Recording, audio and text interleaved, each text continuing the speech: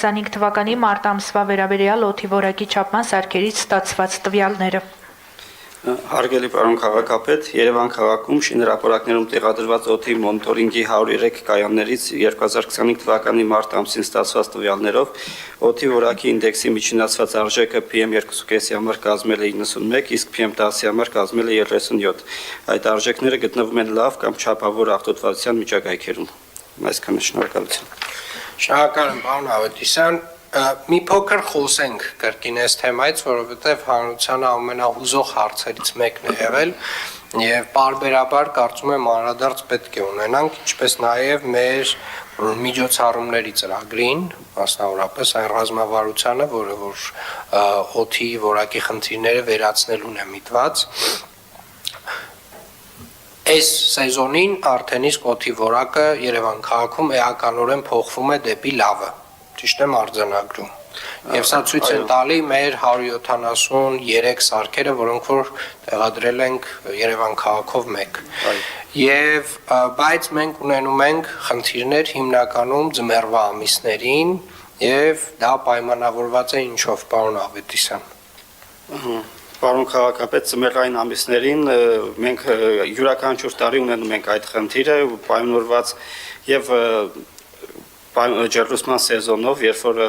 որոշակիորեն ավելանում է, այսինքն աղտոտման աղբյուրներին գումարվում է նոր աղտոտման աղբյուր, ջեռուցումը, պայմանավորված Երևան քաղաքի աշխարհագրական դիրքով, երբ որ ձմեռային ամիսներին անտիցիկլոնային այդ ինվերսիոն երևույթներ են տեղի ունենում, երբ որ սառը օդը լճանում է արարության գոգավորության հատակային մասերում, Երևան քաղաքում եւ օդափոխանակությունը խախտվում է այդ ամիսներին, եւ պայմանավորված նաեւ Երևան քաղաքում կանաչ տարածքներում կանաչապատ գոտիներում մշտադալար տեսակների սակավությամբ, երբ որ այդ կանաչ գոտիները իրենց ֆիլտրող գործառույթը չեն իրականացնում, այսինքն քիչ են դրանով պայմանավորված եւ մեր գործողությունների ծրագրում, քարտամյա գործողությունների ծրագրում մենք նախատեսել ենք միջոցառումներ, կուզենայի տեղեկացնել նաև, որ շրջակա միջավայրի նախարարության կողմից եւս մշակվել է մթնոլորտային օդի պահպանության բնագավառում 2025-2030 թվականների համալիր միջոցառումների ծրագիրը, որը շատ համահունչ է նաև մեր առաջարկած քարտամյա ծրագրին եւ հաջորդ շաբաթ մենք հանդիպելու ենք շրջակա միջավայրի նախարարության մեր գործընկերների հետ, հասկանանք մեր միջոցառումների ծրագիրը ինչպես է ինտեգրվում կառավարության այդ որոշմամբ հաստատվող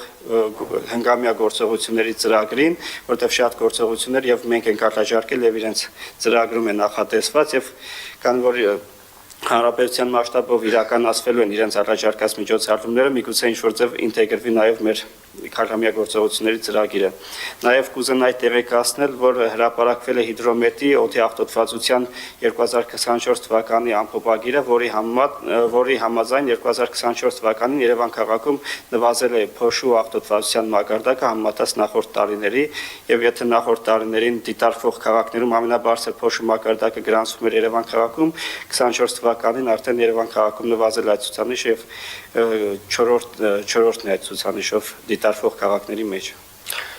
Պարոն Ավետիսյան, հիմա այն ինչ որ դուք ասում եք, շատերը ուղղակի կորակեն, որ դա իրականությանը չի համապատասխանում։ Մի պարզ պատճառով կարծում եմ, որ մինչև նախորդ տարի մենք այս ծավալի չափումներ օդի որակի ուղղակի Երևան քաղաքում չէինք արել։ Այսինքն այն սարքերի ծավալը եւ քանակը, որ նախորդ տարի արդեն ունեինք Երևան քաղաքում, 160-ից ավելին էր։ Մեզ հնարավորություն է տվել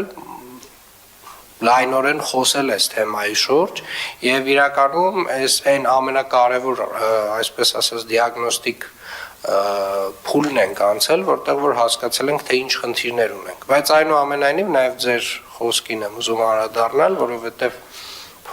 փոշու քանակը եւ օրինակ ձեր մատնանշած առաջին խնդիրը, որ ջեռուցման սեզոնի հետ է կապված, արդյոք իրար հետ այդպես փոխկապակցված են, արդյոք օրինակ գազի սպառումը փոշու խնդրի հետ է կապված, թե դա այլ աղտոտիչ է։ Պարոն քաղաքապետ, ջեռուցման սեզոնին, քանի որ ոչ միայն գազ, նաև այլ վառելիք է օգտագործվում, հիմնականում մանրատիկ փոշու կամ այսպես ասած PM2.5-ի աղբյուր ջեռուցումը եւս հանդիսանում է։ Ջեռուցումը այդ օրգանական փոշու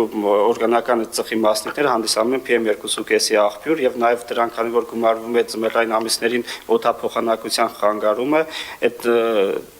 ամենը բերում է նաեւ մեր սարքերի կողմից արձանագրվող PM2.5-ի մակարդակի ավելացմանը։ Շատ լավ, պարոն Ավետիսյան, ակնկալում ենք, որ բարբերաբար նաև միջոցառումների ծրագրի վերաբերյալ ավելի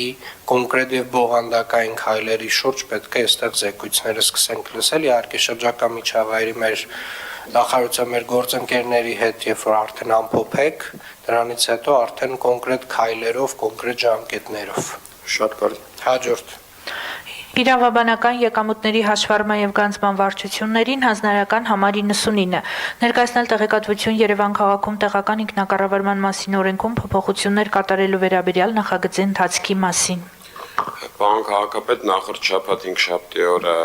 Արտադրության նախարարությունից աշխատանքային կարգով ստացել ենք փորձականության եզրակացությունը։ Ներկայացված առաջարկությունները իրենց ծավալով շատ չեն, ուստի այս շաբաթ դրանք ամբողջությամբ կամփոփվեն եւ կներկայացվեն արդեն տարածքային կառավարման նախարարություն,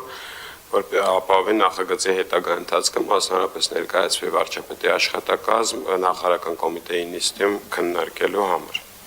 Շատ լավ, շնորհակալ եմ, ոնց որ թե արդեն մոտենում ենք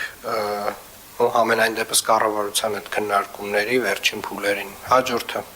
Եկամուտների հաշվառման եւ գանձման վարչությանը հանձնարարական համար 102 զեկուցել վարչական շրջանների եւ քաղաքապետարանի համապատասխան վարչությունների սեփական եկամուտների եւ քաղաքապետարանի ծախսերին ամրագրվող